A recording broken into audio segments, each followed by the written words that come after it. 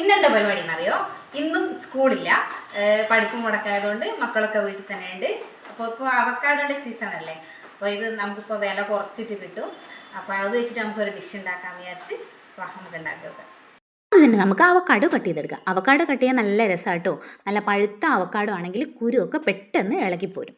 അതിനുശേഷം അവക്കാഡോൻ്റെ ഈ പൾപ്പായ ഭാഗം മുഴുവനായിട്ട് നമുക്കൊരു ബൗളിലേക്ക് മാറ്റാം. സ്പൂൺ വെച്ച് പെട്ടെന്ന് തന്നെ ഇളകിപ്പോരും.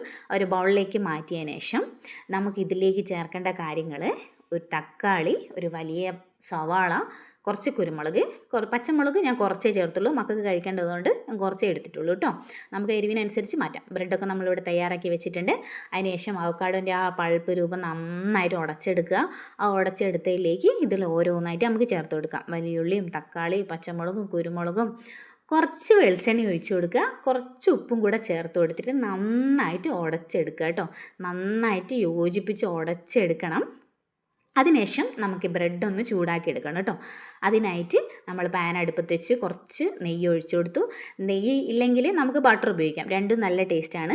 ഒന്ന് ചൂടാക്കി എടുത്തതിന് ശേഷം നമ്മൾ തയ്യാറാക്കി വെച്ചിട്ടുള്ള അവക്കാഡോൻ്റെ ആ കൂട്ട് ഇതിലേക്ക് വെച്ച് നന്നായിട്ട് നമുക്ക് ഓരോന്നും അടച്ചെടുക്കുക. നമ്മൾ ഈ ബർഗറൊക്കെ ചെയ്തെടുക്കാറില്ലേ, അതുപോലെ ചെയ്തെടുക്കുക.